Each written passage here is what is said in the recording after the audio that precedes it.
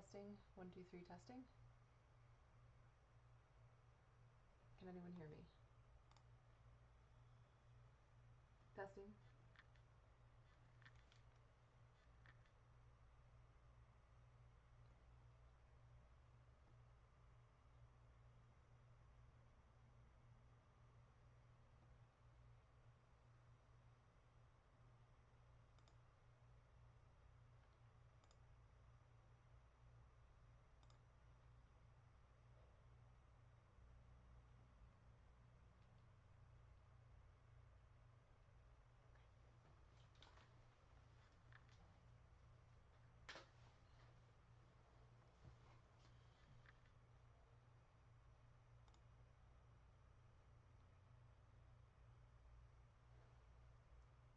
Hi everyone, welcome to our 4th ever Lunch and Learn. You'll see there's a chat off to the right hand side of your screen. It might be black. According to my settings it's black, but yours might be a gray color, whatever your background is on your browser. And you can type in a chat and I will see it eventually. I won't be looking at the chat the whole time. If it's a pertinent question, I'll answer it immediately, or I will hold them to the end, but I'll probably pause periodically. The presentation is being recorded, and so I'll edit for length and clarity afterwards. It will be available at the same link that it is now. So it looks like we have quite a bit. We have 97 viewers so far. Welcome everybody. Jody says she can hear me. Sharon, you might be having, you check to make sure that your audio is on.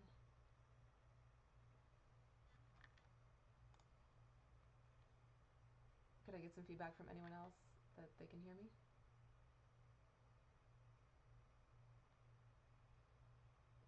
Sure, yes, I can speak up. How about that? Is that a bit better?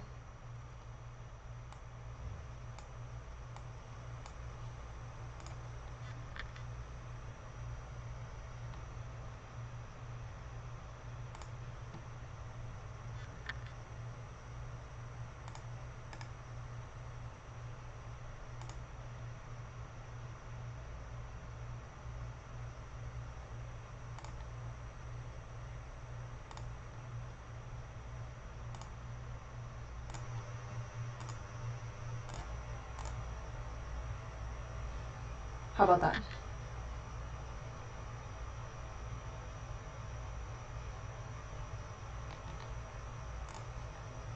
Better, okay.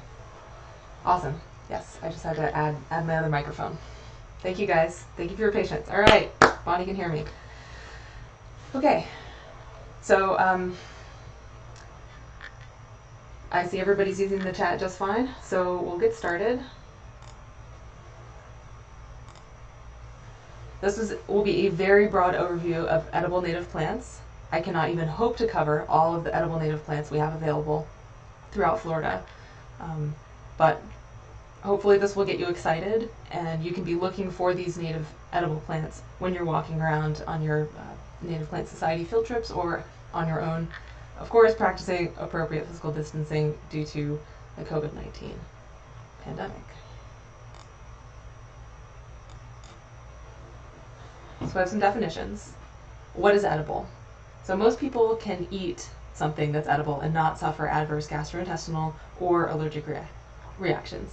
Now, we know that all sorts of people have different kinds of allergies, but most people can eat peanuts. Most people can eat elderberries. Most people can eat mulberries. Doesn't mean that everyone will be able to eat everything in this presentation without any kind of harm. The official FNPS definition for a native plant is a species occurring within the state boundaries prior to European contact, according to the best available scientific and historical documentation. Now, we do have climate change as a factor, which may be influencing dispersal and natural migration of plants. Because plants, while individuals may stay put, they have mechanisms to disperse themselves and move around. So we might be seeing different varieties, different definition for native in the near future. Sorry, that's my computer. It's a bit loud. Sorry for the computer sounds. So not everything that's edible is palatable, or palatable to different people. So, for example, beautyberries, which I'll discuss later, are edible, and they're palatable once you process them, but they're not palatable. Most people don't find them very palatable to just eat them raw. They don't taste like much. When you're reading different books about edible native plants, you'll come across these words: weeds, cultivated, wild, naturalized, and invasive. So a weed is a super generic term. Someone might consider purslane a turfgrass weed, whereas other people will harvest it for food. And it can include native plants, it can include exotic plants, or naturalized plants. It really depends on who is using the word weed.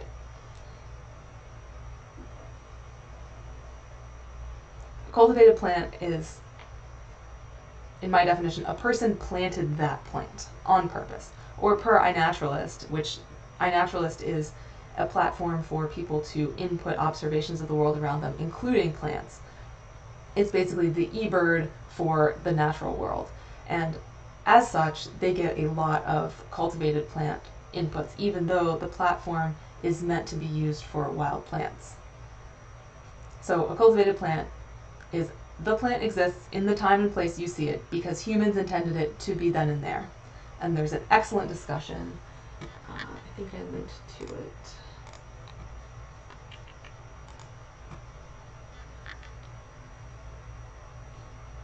I'll put the link in the comments afterwards.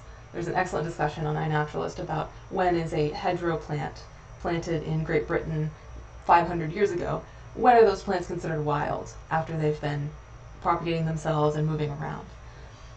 A wild plant is a plant in its natural habitat, which, having gotten there by non-human seed or propagal dispersal, or per iNaturalist, the plant exists in the time and place you see it because it tends to be then and there, which I like very much because it gives plants some sort of agency.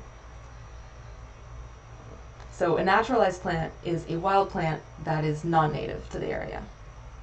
And then to go further, an invasive plant is a naturalized plant species that can cause some sort of ecological harm to native plants or ecosystems. So think Kogan grass, Lygodium, tropical soda apple. These are plants that, through no fault of their own, they got moved around most likely by people, almost always by people, and then they're invasive. They have invasive ecology, which means after being in a place for a certain amount of time, they disrupt our native ecosystems, which are providing all sorts of ecosystem services. Of course, I have to have a disclaimer because I'm saying you might be able to eat this stuff. I've made every effort to provide accurate information for properly identifying edible plants and how to use them in this presentation. However, the viewer assumes responsibility for your own health, and you should consult an expert and/or physician before gathering and consuming wild plants.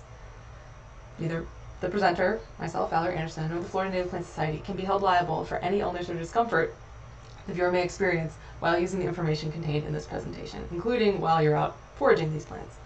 Please use the utmost caution and consult a professional if you have any concern about a plant or its use.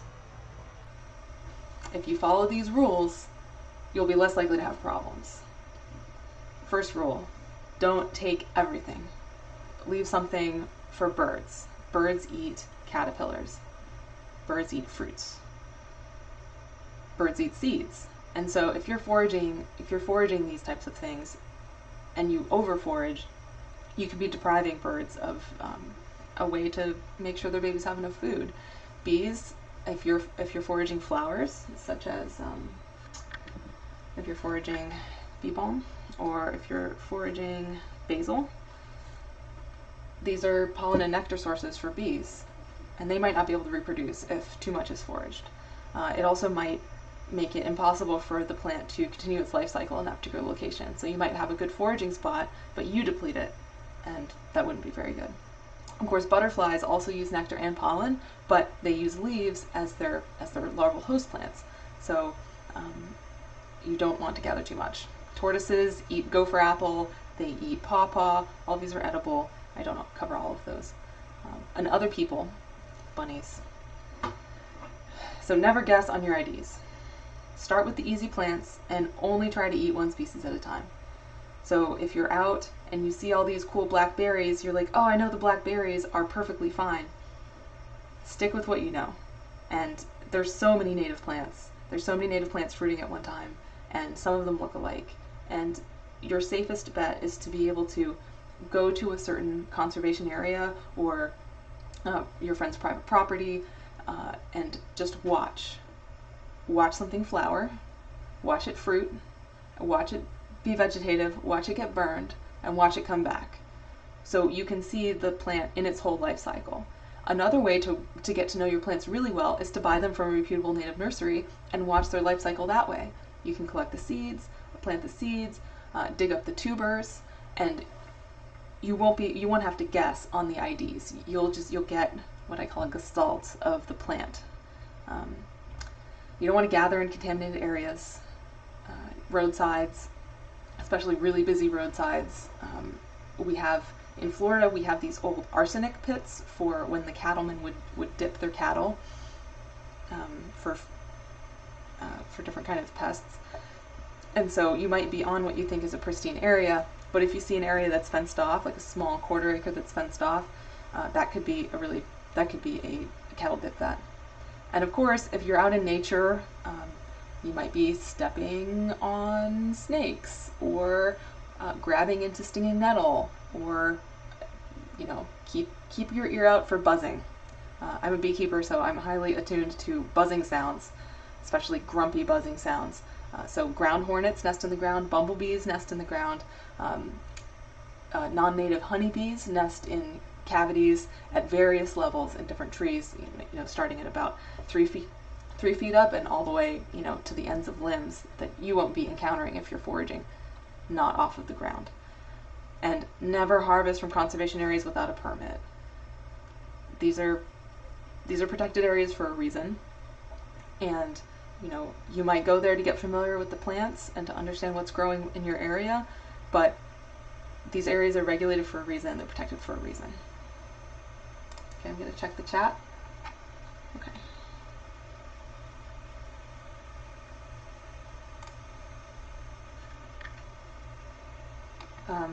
Let me check to see if I can put my computer to a little bit quieter.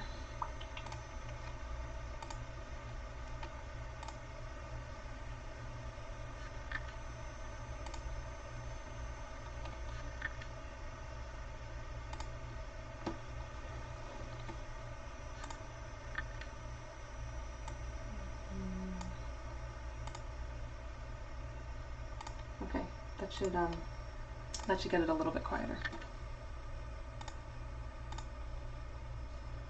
All right, so taking the advice of number 2, don't guess on your IDs and start easy.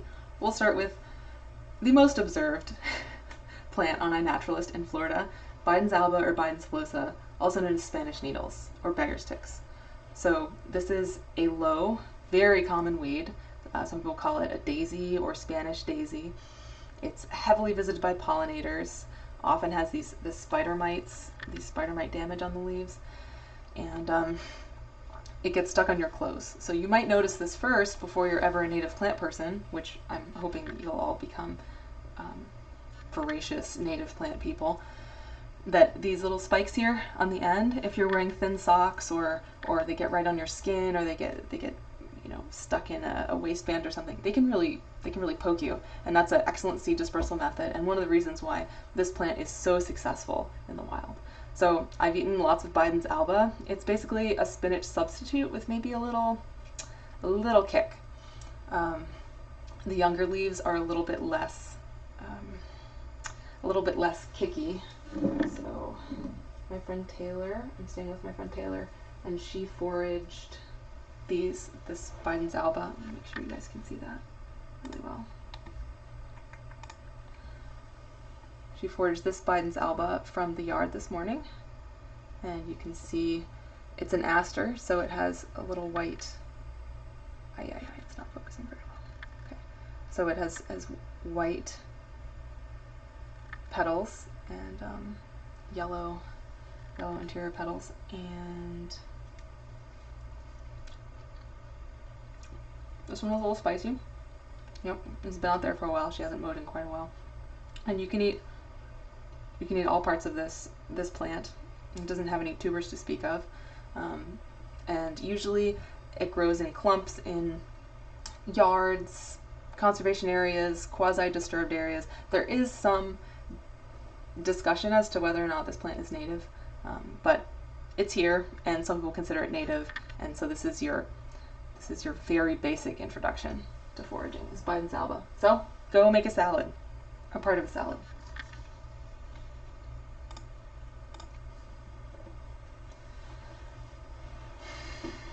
So how do you identify plants? I mean, there are 4,000 native plants in the state of Florida, and many more non-native landscaping plants and escapees and invasive plants. My favorite way is to get the gestalt of the plants. So not to have to key everything out, not to be stressing about leaf divisions, but to just keep looking at the plants you're interested in and being curious about them, so that you just sort of develop your own computer vision about these kind of plants, and you can guess really well. Once you've seen a lot of plants, then you can kind of guess what family they're in. I'm an iNaturalist person, obviously.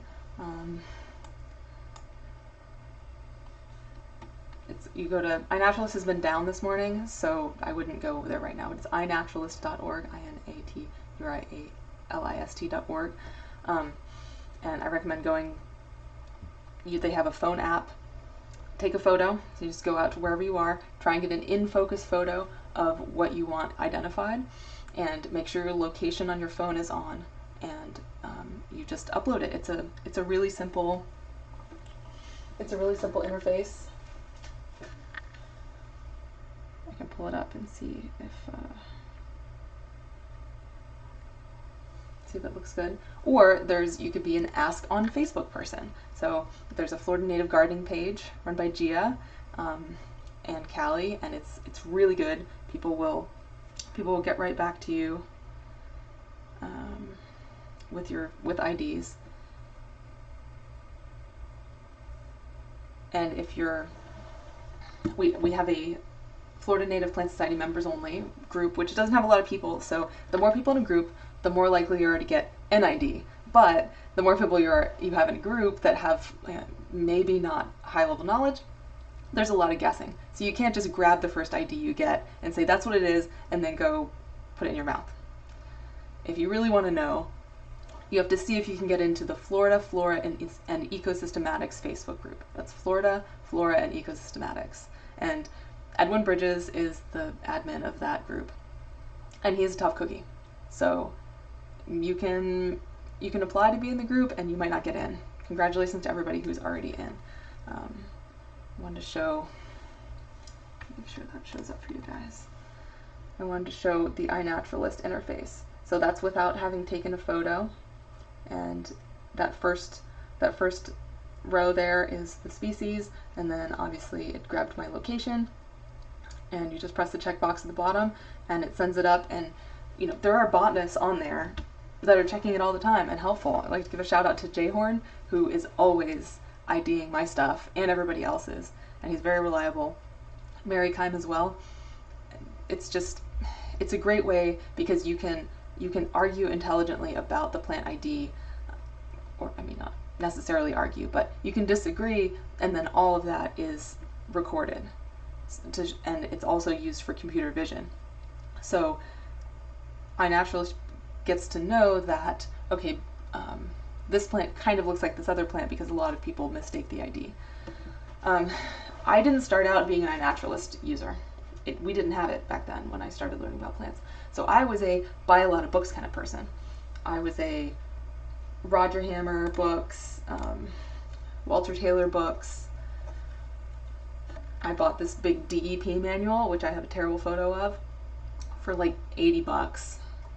And I would read it at night and try and figure out what I had in my area and walk around. I was on a USDA team where I was looking for plants and rangelands, so I got to see a lot of cool plants. Coolest plant I saw was toothache grass.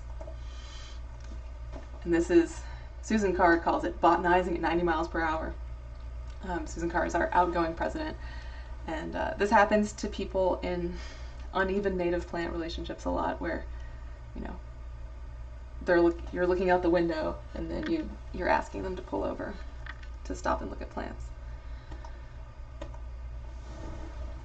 Once you know some scientific names, you can start using the USF Plant Atlas. So you see at the top here, there is a white box, scientific name, and you have to spell it right. So that can be a little tough. And I really appreciate the people in the Florida Native Gardening group, because they've been posting about how to use ISB and tips and tricks. So join that group if you can. Here's another Facebook group you might want to join. All right, back to plants. This is one of my favorite, not very common native edibles that Green Isle has started to grow, and so you have a chance to have it. It's a wild sweet basil or wild mosquito plant, and it's state endangered, and it's in the Lamiaceae or mint family. So you can see those mint type flowers, and it's got a licoricey, a really nice licoricey basil smell. Like sometimes you can just walk by it and smell it. And I put this on salads, or I use it in place of basil. Extremely vigorous grower. So this is a short plant that mounds up. It's very similar in growth habit to Biden's alba, and so I've never seen it in the wild, obviously, because I just got mine from Taylor, who got it from Green Isle. And so you'll see mounds of it, or you'll buy it in a pot and then plant it in your yard, and it just goes crazy. Really good at reseeding.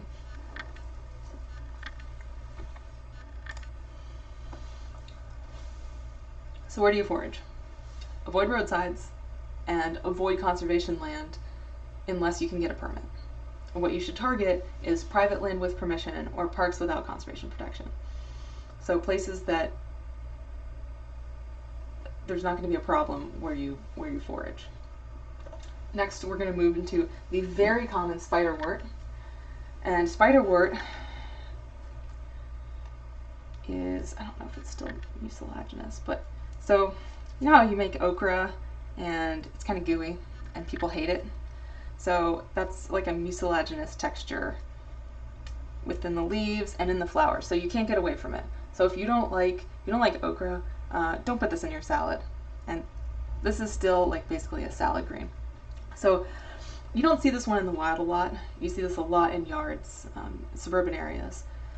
So if you have a clean yard, you haven't put a lot of, you don't have a lawn service, or you haven't gotten your house tented for termites, you don't have subterranean treatment for termites or anything, or like frequent mosquito sprays that would blanket your ground cover, you might try this. So these flowers, they only open in the morning, so if you're looking to show these off as a flower decoration for your salad, it's noon, right? So we're SOL. They're not open. They're very beautiful flowers, as you can see in that video there. All right, how do you find edibles? FAN is the Florida Association of Native Nurseries. We're basically sister organizations. We share contractors. They're a very cool organization. They have an educational foundation, and they more or less track what plants they're... Sorry. I'm not sure what happened.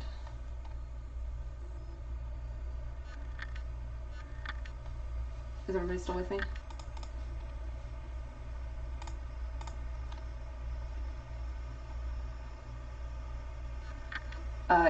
Yes, see. Okay. Here we go. Can Biden's alba be transplanted? Okay, yes, definitely. I mean, you don't have to transplant it. Just, I mean, you can. It totally handles all kinds of disturbance, and you just dig it up and move it. Yeah, it's not sensitive at all. But if you just don't mow, you'll pretty much get Biden's alba. If you don't have some, just walk around in somebody's yard who does, and then put those seeds, and take those seeds off your pants and put them down. Sheila Rowden says you can get a cough to stop with the leaves by making a ball and biting it in a molar. So probably referring to Biden's alba. I don't know. My throat does feel pretty good. The wild basil, yes. This plant is very vigorous. Like it will pop up everywhere. Which is fine because it smells good when you mow, but of course if you have a spot in your yard where you're trying for rare natives or stuff that maybe isn't doing so well in your yard, or you're just trying to get a different kind of wildflower bed established, you might not want this nearby because you'll be doing a lot of weeding. Leslie says, The Wildflowers of Florida in the Southeast is a really good book from David Hall. Yep, that's a good one. I don't have that one. Yes, it is not. I mean, you look at it right now, spiderwort is not real pretty in the afternoon. I mean, I like it because I appreciate that it provides a lot of pollen for the native bees and my honeybees, but, it kind of just looks like a ball.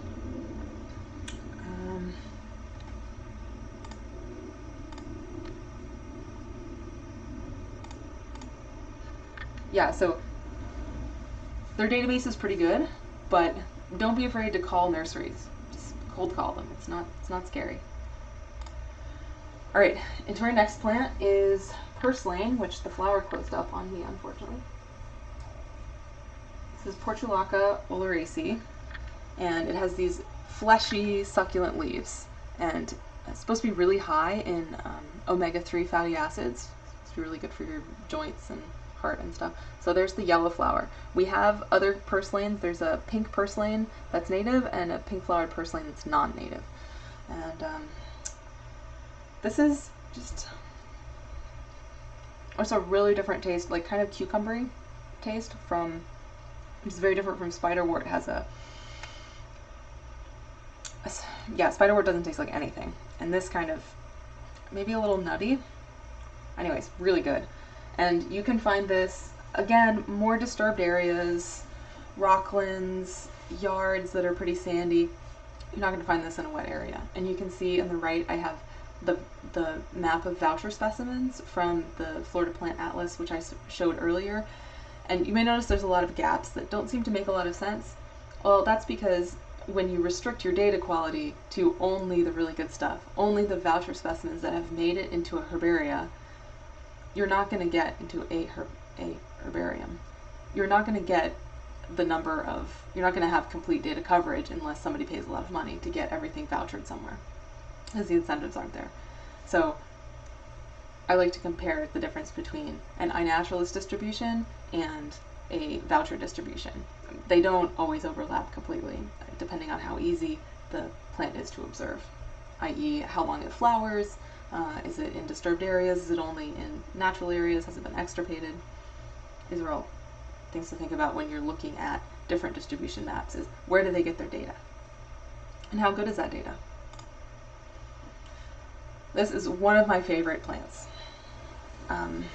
It's Florida pennyroyal. It was previously used for tea, and at one point there was so much Florida pennyroyal in peninsular Florida, as you can see, it's endemic, peninsular Florida endemic, that beekeepers could make honey off of it. There was a honey crop for Florida pennyroyal, and I always wondered what it tastes like. It's a mint, so the flowers are very accessible to bees. And you can see these two photos on the right are in various stages of. So the photo in the center, both of these photos are at Split Oak Forest in Osceola County, and in the center, that's a little less mature, like a little earlier in the season. These bloom these are the first ones that are very restricted that I've showed you. These are the first ones that are very restricted in their bloom season. So less weedy, less vigorous, less able to flower at basically any time. So basil, flower at any time. Is it warm enough? It flowers. Biden's alba flowers constantly, reproduces constantly. Spiderwort, it pretty much knocks off in the middle of the summer, but it comes right back in the fall and spring. You really see it coming back in January and February. This has a very short flowering window, and it really declines rapidly after seed set. So in the center we have pretty much full flower, not much seed set. And the photo on the right is there's quite a bit of flowering, but you're starting to see that tan, and so it's starting to set seed in those little puffballs. And then on the far left, that's what a clump looks like prior to flowering. So this can be easily confused with October flower, polygonella, and some other small moundy things that grow in sandy habitats. So this would be in scrubby flatwoods, like music flatwoods, not hydric flatwoods, and sandhill scrub. So there's not a lot of this left in Florida because it's really easy to build homes on high, dry, sandy areas. I'm going to check for questions. Anyone? Are native and non-native portulaca species all edible? Yes, they are. Yes, you can buy pennyroyal from Green Isle. I only know what Green Isle has because they're my closest native nursery. But yes, it is propagated in the nursery trade, although it does tend to just kind of die in pots, so that can be a problem. But yes, people have gotten it to grow in their yards and in propagation.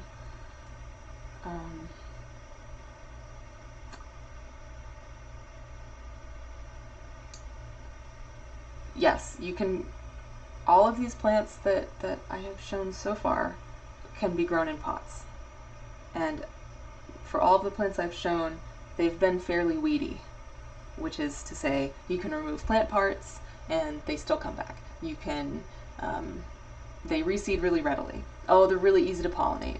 They have a variety of pollinators. None of these are like if you guys heard the story about the blue bee, the calamintha bee on the Lake Wales Ridge, well, that is a very specialist bee on a very specialist, very rare plant. So that plant is just not very weedy. Okay, so to key plants out, there are things called plant keys, and these keys will have, they start with a number. Number 1, plant has purple flowers with stamens that are longer than the petals. Or, and then it'll have another, plant has yellow flowers with stamens shorter than the petals. And so you go through these selections and you end up at a species. So instead of just looking at a plant and kind of seeing, and based on where it is in the landscape and what kind of disturbance regime does it look like there is, i.e. is there mowing, is there burning, has a four-wheeler driven through this property, is it a horse pasture where the horses eat certain things but not other things, where you'd be likely to find stuff like giant orchids, which are not edible. Well, okay, all orchidaceae are edible, but I don't know if it's palatable.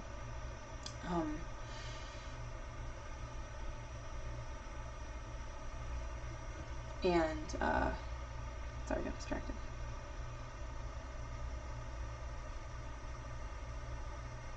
And so if you have the skills to be able to understand all of the technical words that go along with plant parts, so different, stamens, petals, pistils. I mean, there's all kinds of terms for the parts of the leaves, and we should probably have a presentation on that so that our members can learn how to key plants out.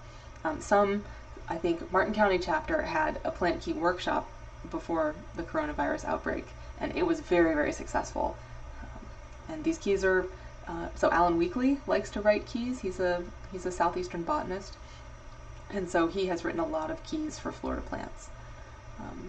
And you can find some other keys on efloras.org, but not all of the wildflower books will have a key in them. They might describe ways to identify the plant and differentiate it from other plants, but like, for example, Roger Hammer's books don't often have keys.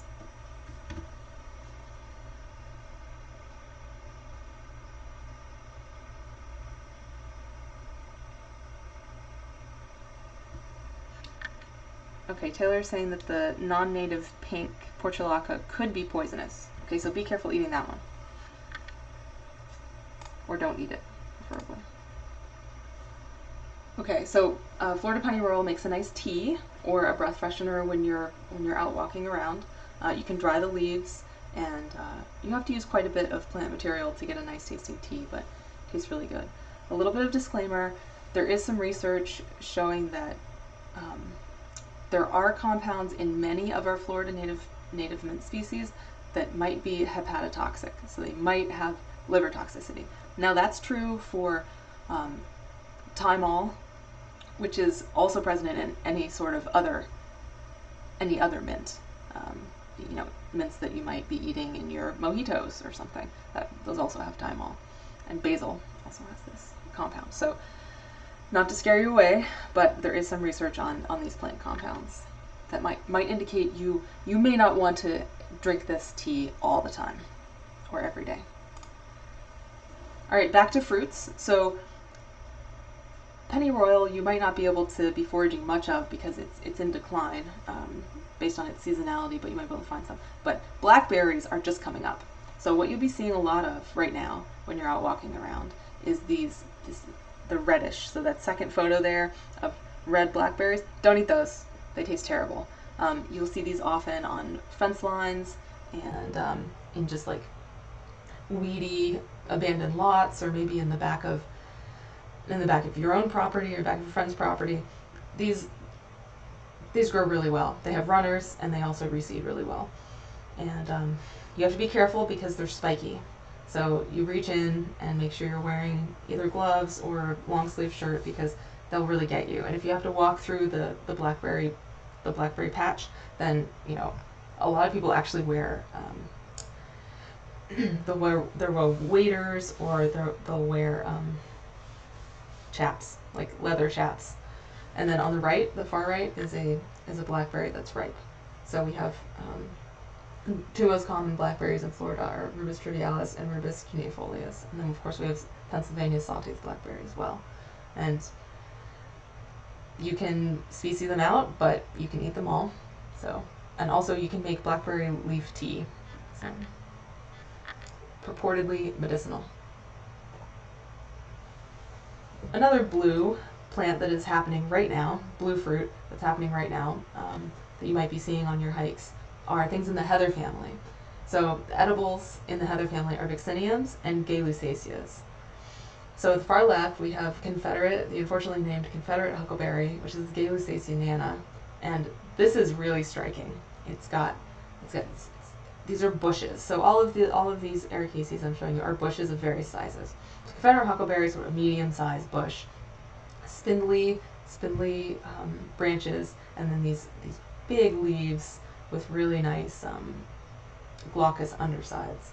And the berries don't all ripen at once. There'll be sort of a critical mass, probably happening right now. I haven't been hiking much.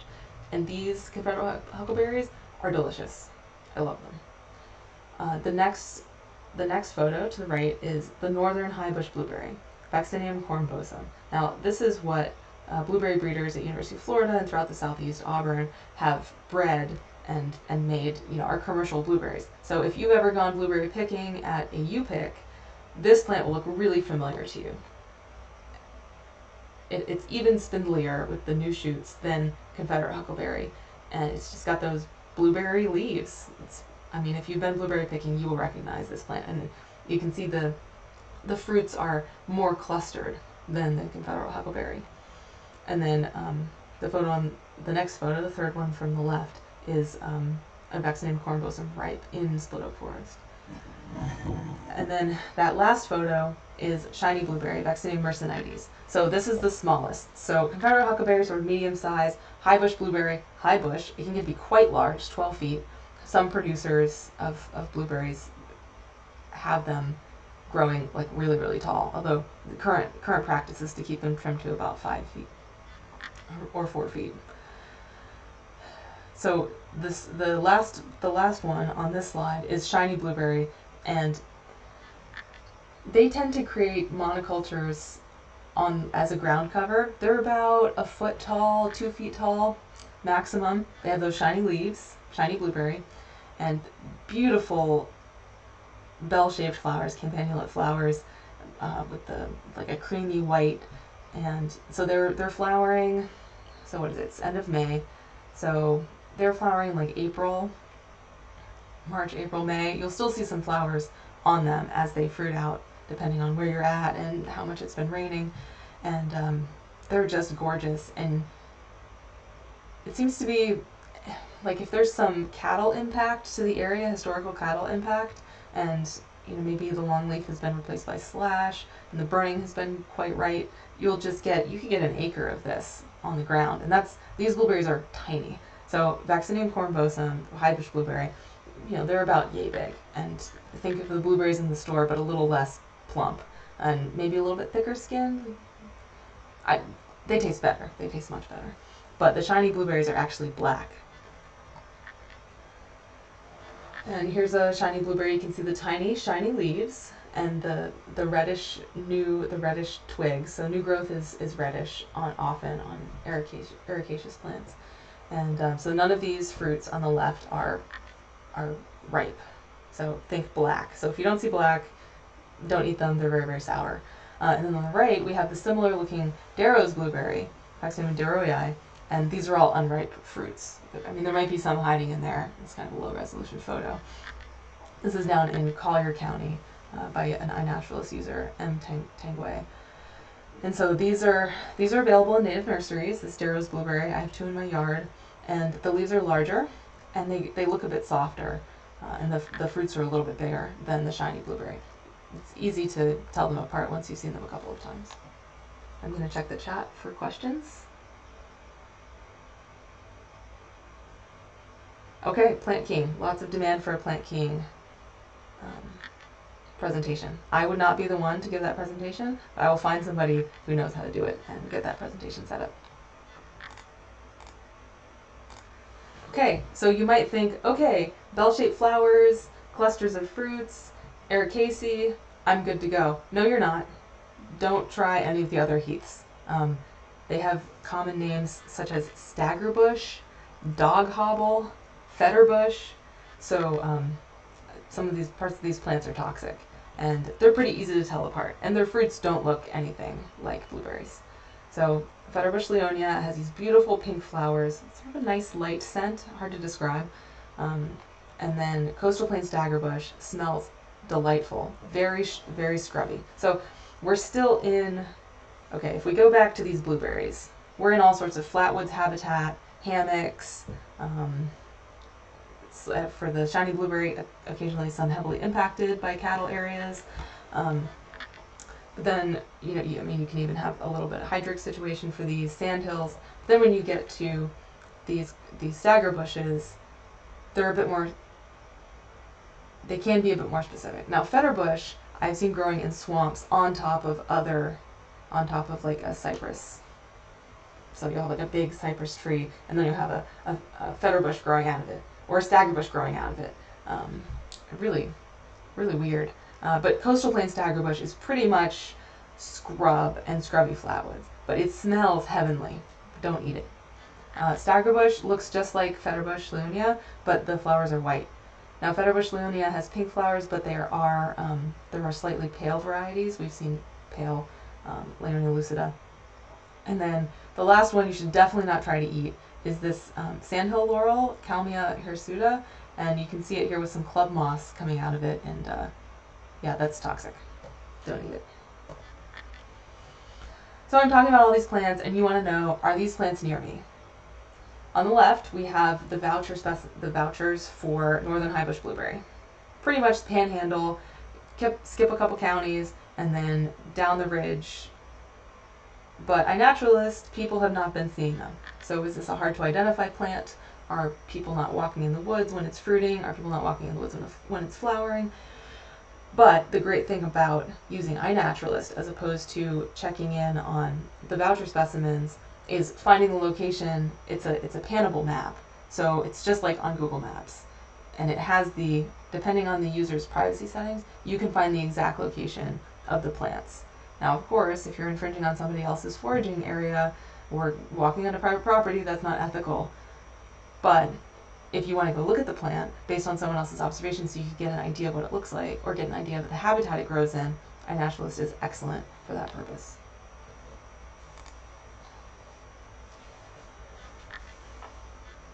Here we have peppergrass or Virginia pepperweed or poor man's pepper. Poor man's pepper because it grows everywhere. This is, again, another very weedy species. It is basically on a single stalk, this is basically the end of the season. You can see the small linear leaves, and the young fruits are green, and the older fruits are brown. And they can be ground up, once they dry out, they can be ground up just like pepper. This is in the mustard family, so its peppery flavor is from compounds that a plant in the mustard family would create. And so you can just take any bit of this. And it's kind of like a nice kick. I don't know, you don't have to be poor to eat that. So you eat the seeds. I suppose you could eat the leaves, but as you can see, there's not a lot of leaf compared to how much seed. And it has these beautiful little white flowers to start with. And its growth habit and location are very much like all the other weedy species. Walk around in a neighborhood or empty lot and look down. This is a South Florida plant species that I have not eaten, but certainly deserves to be mentioned here, is pond apple. Now, this is related to the annona, the sugar apple.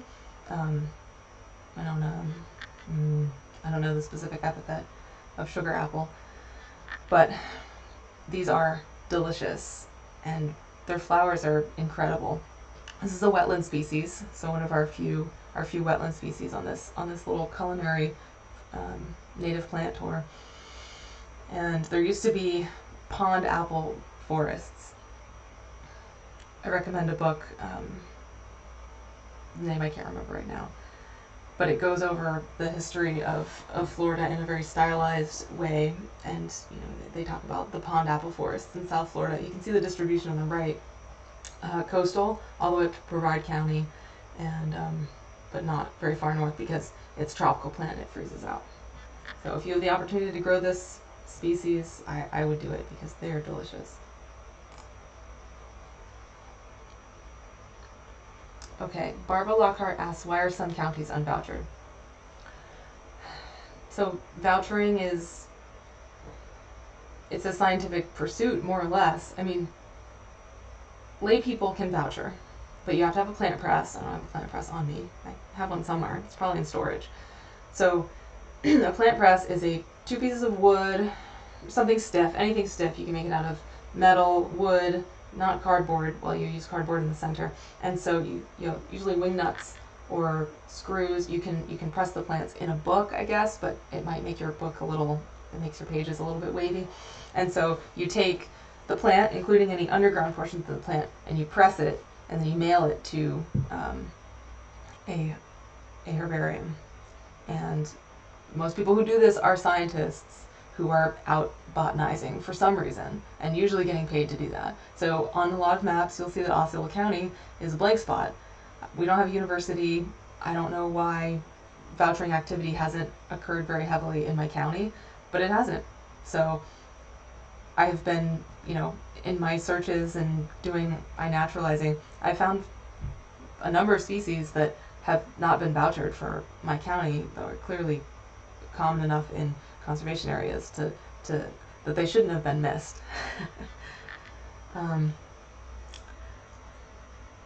Passiflora, yes, I don't, so it's the first one, Passiflora. Yes, passion vines. I'm not covering passion vines here, although all of our passion vines are edible. Not all of them taste very good. And you can use the flowers, the leaves, and the fruits.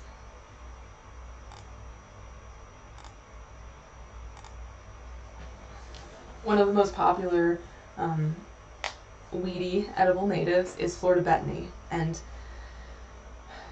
it's got these very weird looking tubers, and they taste kind of like radishes. People who've had them search after them, and the plant is pretty easy to ID in the spring when the flowers come up. They come up in about April, and they taste delicious. And the flowers are really nice. I don't know if you can eat the flowers, but everybody just eats the tubers. You can mow this plant. Again, it's weedy. It is. I mean, it's an invasive weed in Europe. So if you have borders for your house, like borders for your beds, put this in a in a pot or in a flower bed that has a border. I mean, unless you want it running all over your yard, and you can just have loads of it. Of course, you have to dig up the tubers if you want to eat them. I don't have any of that here. Taylor doesn't have any. So now basically my favorite edible plant, Florida native edible, is Yaupon, which I'm drinking right now. It's caffeinated, and it provides lots of habitat for birds and butterflies, bees. You use the leaves, not the berries, and it's dried. You can roast it. I buy all of mine from the Yaupon brothers because they're awesome and they help us with plant rescues and really have improved the research and visibility of our Florida native edibles. So give them a shout out because they're pretty awesome. And the way they do their cultivation is in more of a permaculture or food forest style. It's very much a natural community in these maritime hammocks. So it's not like a barren field that gets plowed and herbicided. It's its own natural community, although profitable and used for agriculture. I said that some of our passion vines don't taste very good. So corky stem passion vine does not taste very good. It's a really tiny little fruit. I've eaten it. It's meh. But we have, of course, several other native passion vines that people do eat and are similar to what you could buy at a grocery store. Yes, you can eat the tubers on smilax. I don't cover those because they're quite onerous to dig up, but smilax is also known as greenbrier. And so greenbrier is, most people consider it extremely weedy and they herbicide it to death, but it's a excellent food source. So the tubers are really starchy, and I've heard they taste good. I've never eaten them. And the shoots, you can see them and you're walking in the woods, they can kind of come off of a bush, so they're a vine, so they climb up a bush, and then they lean into the trail, and you just snap off that little tip, and it tastes like asparagus. So I've made some really nice creamy asparagus-like dishes with the smilax, or you can use the fresh tips in salad. Yeah, it's a really good plant. It might be difficult to cultivate because it can be so aggressive, but if there was some way to cultivate it on a vine, on a trellis, you might could have a really interesting home setup for that.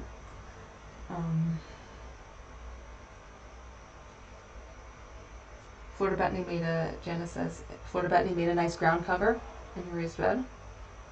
Awesome. Yep. Okay, so Leslie brings up that the Native Americans used Yaupon to induce vomiting. So the evidence on that is really shaky. And as soon as I get done presenting, I will post a bunch of links in the chat here. Yes, Eugene, thank you. A Land Remembered is the book name that I was going for.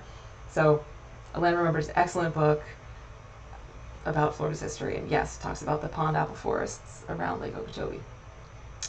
Yeah, so there's the evidence that Yaupon actually was used to induce vomiting is a little thin on the ground. So it's not going to make you throw up. I drink it all the time. It's really mild.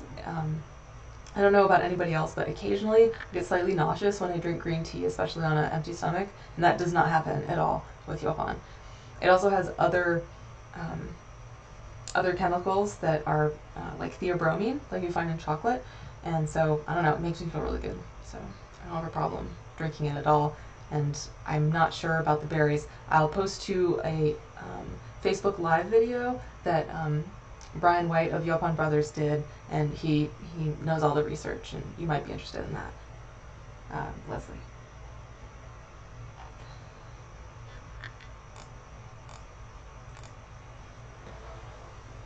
The next plant I have to show you guys is bee balm. This is another tea plant, and it's also known as spotted bee balm because the flowers, well, I thought initially that they were purple. Those are just the bracts. You can see the actual flowers are very mint-like, and they've got these spots on them, and really interesting overhanging pollen. Anyways, so you can see in the photo by Taylor Figueroa, that she took the whole flower and dropped it in the tea. This is a very strong tasting plant. Like, I've used it for tea. It smells like insect repellent, and it tastes kind of nice, like kind of weedy. weedy, like kind of like weed. And it's resinous, maybe a little bit like oregano. Yeah, so I would say if you drink oregano tea, you like any sort of oregano tea or thyme tea, this would be for you. And of course, this plant is so vigorous and so great at reseeding that you can have this. You can have this in your yard forever if you have the right soil. And you can use the leaves, the bracts, and the flowers of this plant, and they all taste very similar. So, yeah, both the same. And the flowers. Oh, the flowers are more mild. Okay, definitely recommend trying the flowers. Okay, and my second to last plant I have to show you guys, I think second to last, is bird pepper. This, I have just discovered this delicious tiny pepper, native tiny pepper, and I cook with it all the time. I mean, if I had enough plants, I wouldn't buy peppers or hot sauce because it's delicious. I mean, not quite as good as Weary Weary peppers, which is a Trinidadian pepper that makes maybe the world's best hot sauce, but these peppers are really tasty, and they're just loaded with vitamin C. So, I mean, cook and prepare just like you would a pepper. Fresh use, pull off the pepper once it's red, chop it up, throw it in a dish, or you can make hot sauce. You can dry it out. Of course, just like any other pepper, the seeds are hotter than the flesh. So, if you do not want to suffer gastrointestinal distress, you may want to remove the seeds. And of course, they have these beautiful tiny flowers, just like a pepper. Check the chat for question. Well, I have a list of these plants available for us to download. Well, I can post the presentation. I'll send an email to all members with the presentation link. And also, this video will be available on YouTube for members using the same link. Any chance I will do a hike for edible newbies? I mean, we're not running any hikes right now because of the pandemic, but if I could procure a appropriate location with the appropriate permits, then I would be more than willing to give such a hike. Yes, horse mint is another name for bee balm, Margot. Okay, and Janice answered her. All right. So, I'm not sure what level of knowledge we have on this particular presentation, watching this presentation, but Beautyberry is probably the most asked about and maybe the most eaten Florida native edible. It has these beautiful pink flowers that are borne on clusters on the stems, and it's so striking in the fall when the beautyberries are, sometimes, especially in North Florida, the leaves all fall off, such as in the left photo, and it's just sticks of beautyberry. And it really depends on your location as to whether this is heavily used by birds. In my location, birds don't eat a lot of beautyberry, but I've heard reports in other locations, you have to fight the birds off to get the beautyberries. So what you do with this plant is you make jam or a sauce. You can make like a fresh sauce without making a jam. But you can eat the fruits fresh. They're drier than you would expect. They're not juicy, and the skin is a little bit tough. But if you mash it and boil it down, it makes a really cool looking jam that's like a purple translucent. And we were going to have at our conference, which we would be having, we would be at right now if we didn't have this virus, we would have a beautyberry jam making class. This was going to be a killer conference, unfortunately. The leaves are also useful as a bug repellent. Calicarpinol, something like that, is the word for the essential oil that's in the leaves. And there's reports that Native Americans used to rub the leaves on their skin. It's not commercially available as an essential oil, but if you're an entrepreneurial type with a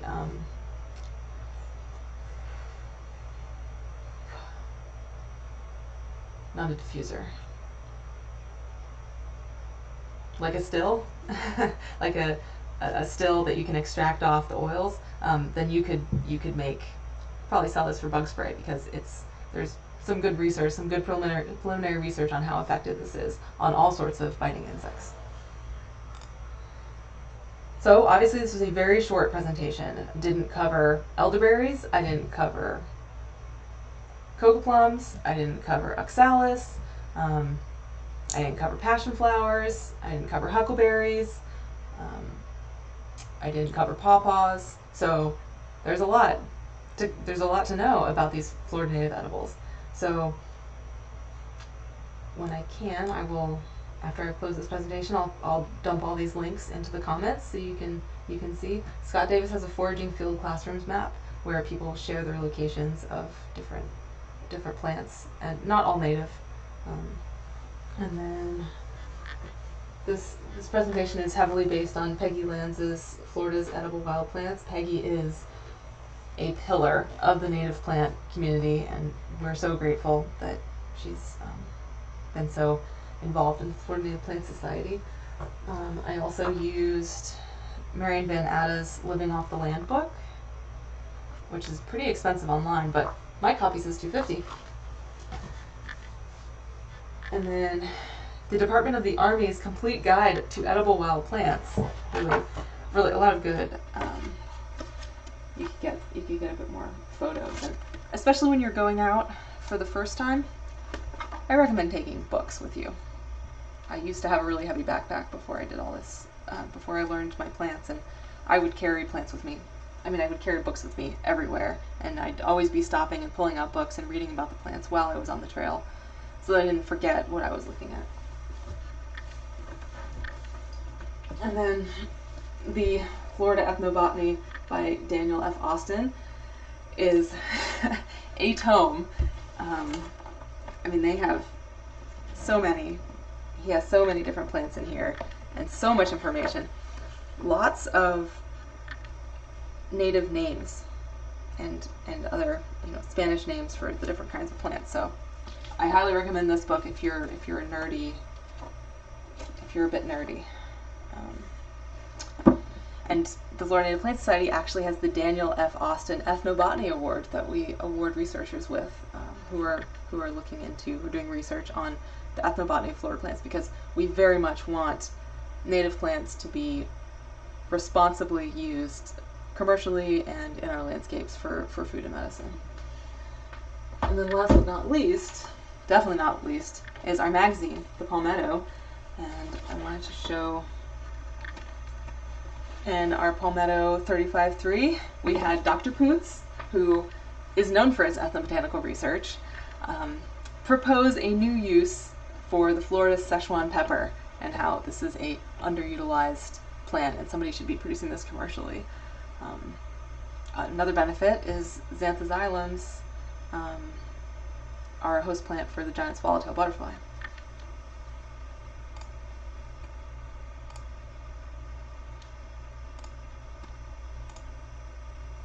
All right, that wraps up what I have to say. Sure, Laura, I would love to do an edible bach at Heartwood Preserve. That would be perfect.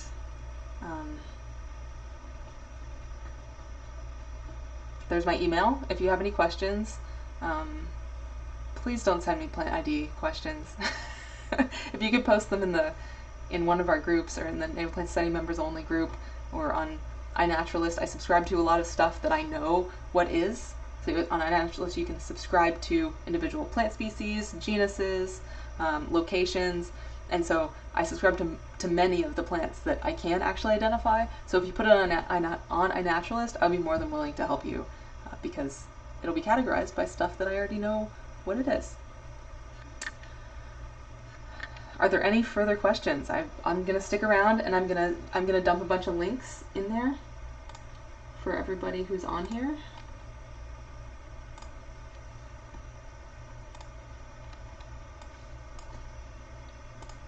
So I'm going to start with Scott Davis's foraging map. Thank you, everyone. You guys are so sweet. Here's Peggy Lance's website.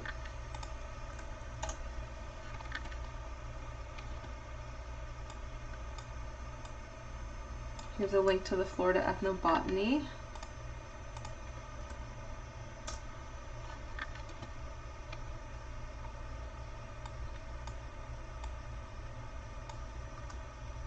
Here's a Department of the Army edible plants book. Here's Living Off the Land in the Subtropics.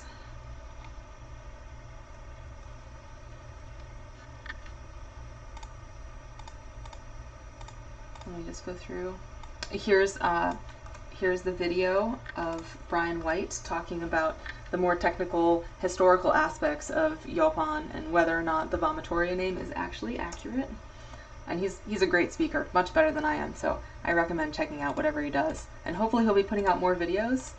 He's been working with videographer. I think that's all my links.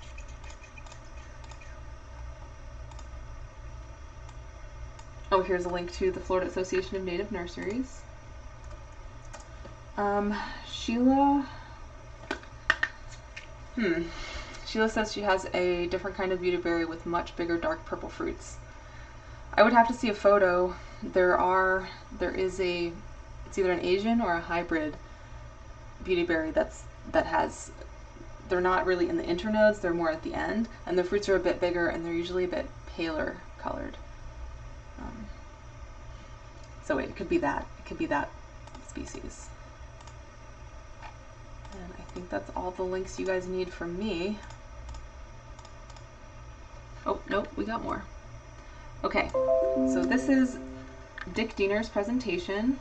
If you guys are really interested in the tiny plants and you would like to hear somebody talk really positively about keying out plants and learning everything about the minute plant parts, you should watch Dick Diener's presentation, which he gave it at the Tarflower chapter, but I recorded it for the Pine Lily chapter because Dick Diener was a founding member of the Pine Lily chapter. And then here are links to the Florida Native Gardening Group.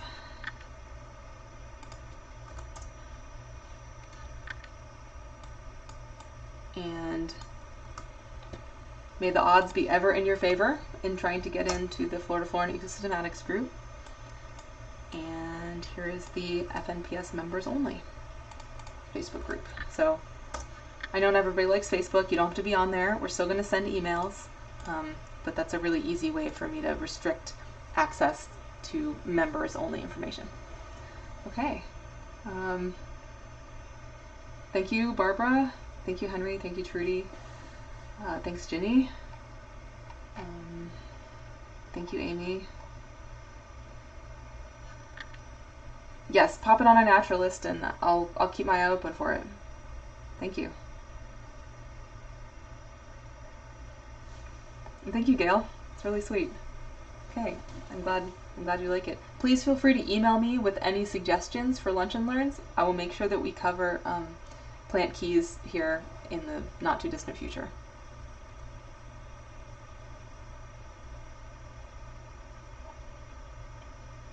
And next time I'll figure out how to hook up my lav mic so I don't get so much computer noise. Sorry about that. All right, and I'm done. Bye, everyone. Thank you for coming to this Lunch and Learn, and keep an eye out for announcements for the next ones. All right. I hope everyone has an excellent rest of your day, rest of your Friday, and have a great weekend.